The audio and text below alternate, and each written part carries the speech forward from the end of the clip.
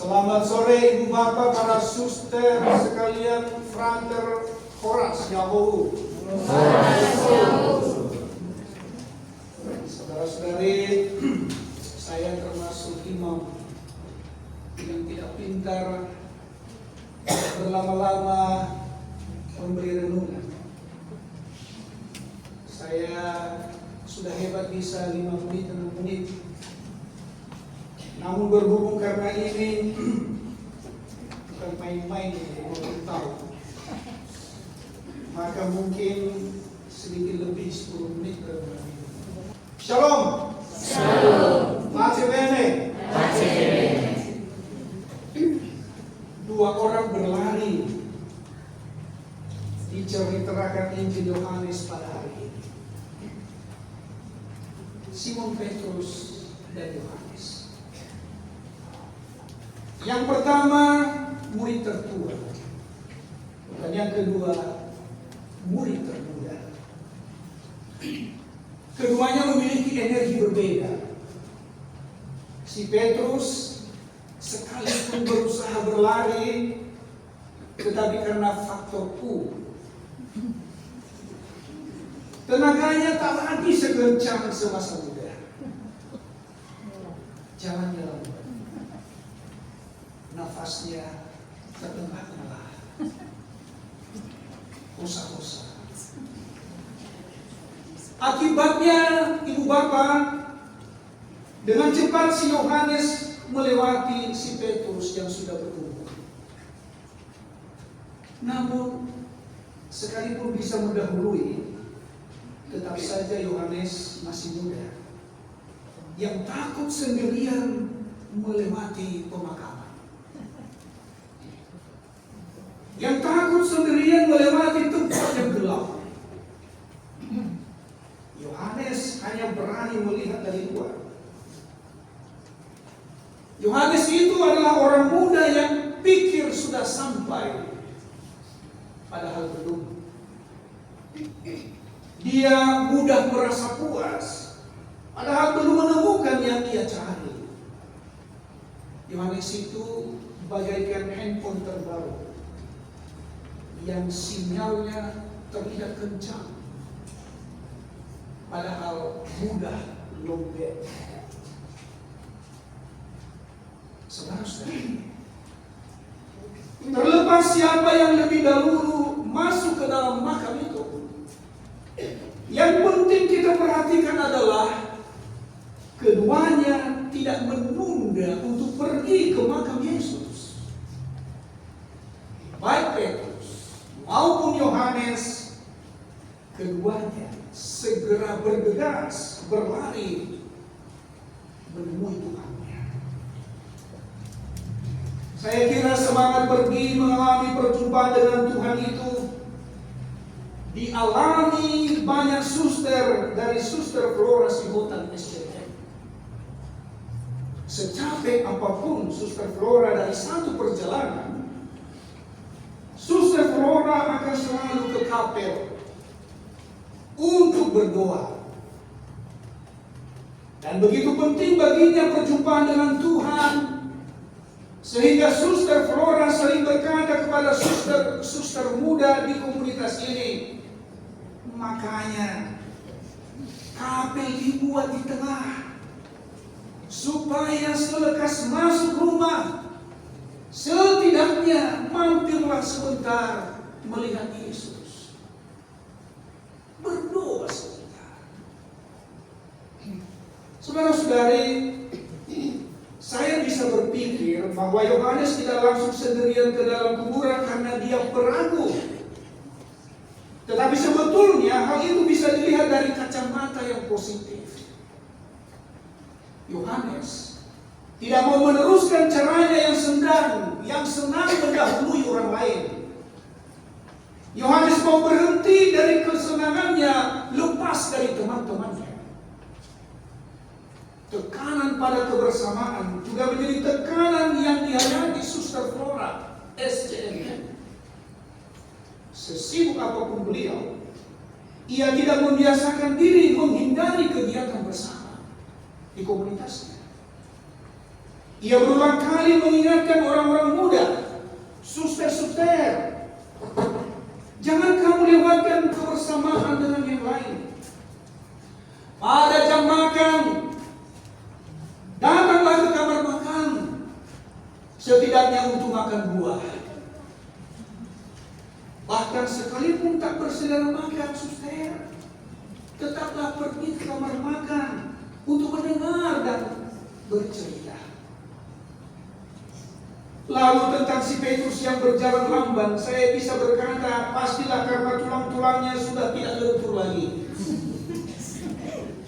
Napasnya sudah napas pendek-pendek, sehingga ia tidak berlari sekencang yang muda itu Yohanes. Itu bisa saja benar, Bapak Ibu. Namun bisa juga karena Petrus mempersilahkan orang muda agar bisa berlari kencang. Petrus mau bila juniornya tampil lebih bersemangat, tampil lebih baik. Karena itu Petrus tidak merasa dilampaui. Petrus tidak merasa dikalahkan oleh yang muda. Dan begitulah cara seorang senior mendidik juniornya. Dengan berlari lambat, rupanya Petrus mau mempersilahkan Yohanes agar membuktikan konsistensi kesetiaan dan totalitas pemberian diri. Suster Flora adalah suster yang menginginkan suster-suster muda memiliki kepekaan dan keseriusan mengerjakan tugasnya. Ia mau agar orang-orang muda kongregasinya tidak asal-asalan dalam melakukan pekerjaannya, serta dalam menanggapi omongan orang lain. Ia inginkan supaya susternya setiap kali menanggapi nyambung. Karena begitulah niat baik kepada suster-susternya, maka Suster Flora tidak akan ragu berkata kepada suster-suster juniornya, buka mata, buka hati, buka telinga. Sebagai seorang suster senior, Suster Flora mau agar suster-suster berumur panjang, tidak sakit-sakitan, dan kelakuan melayani karya kongregasi. Ia selalu menasihati suster muda agar menjaga pola makan yang sehat. Ia tahu apa akibat kalau terlalu buas makan cabai. Karena berulang kali menasihati suster dan tidak mau mendengar, maka Suster Flora justru mendorong seorang suster agar makan cabai banyak-banyak. Katanya, pindahkan saja pohon cabai itu ke sini, supaya kamu bisa makan buahnya sekalian daun dari batangnya.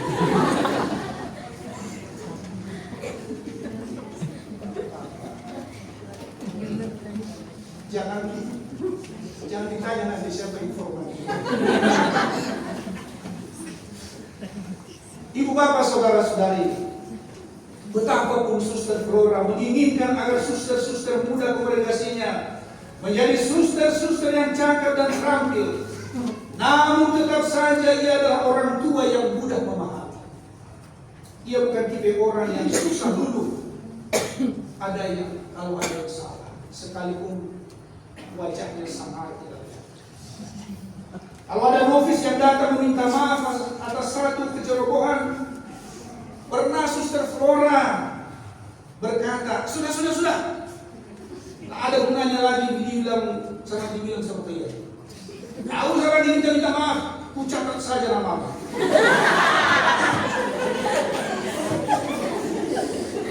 Dia lapar kau sama Suster Julie. Biar nanti dia yang menasihati kalian. Namun nanti selekas ada suster lain yang memberitahu dia, suster bukan mau ke situ yang salah. Suster Flora akan berkata, kalau begitu tak jadilah aku memberitahu Suster Julie. Artinya, Suster Flora bukan tukang lapor. Bukan suster yang sikit-sikit melapor. Mengatakan akan memberitahu Suster Julie, rupanya itu hanyalah sekedar cara mendorong suster muda itu agar lain kali berhati-hati. Memang opung ini bukan tipe orang yang senang menyala-nyala saat menanggapi orang lain. Saya yakin pelawak sekaligus sulit akan kecewa. Karena selucu apapun, jangan harapkan suster Flora akan tertawa.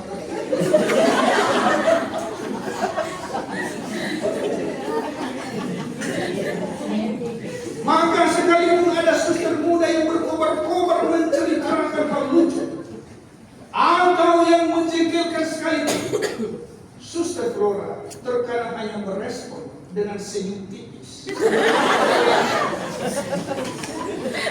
atau malah dengan kedipan mata.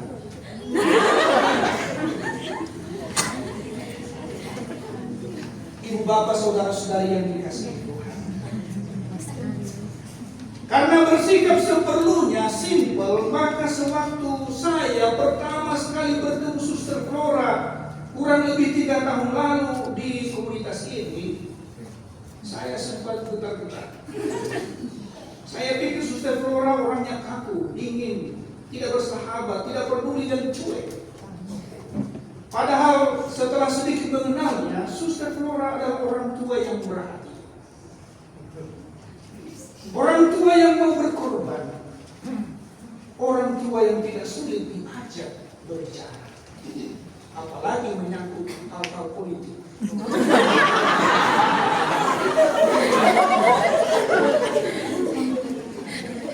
Menyangkut politik selalu biar datang.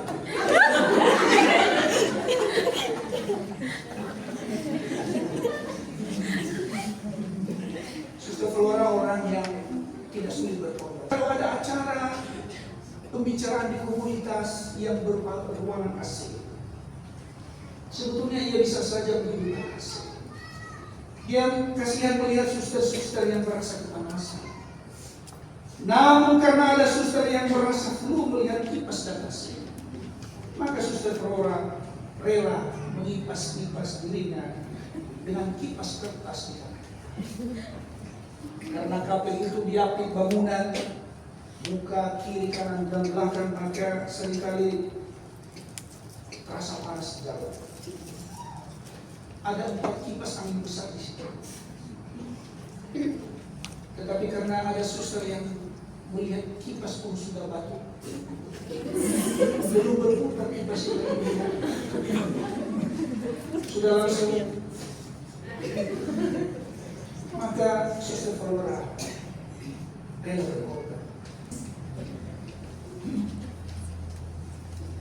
Saya termasuk orang yang suka berdiskusi tentang soal-soal politik, dan suster Flora sanggup menyaingi saya.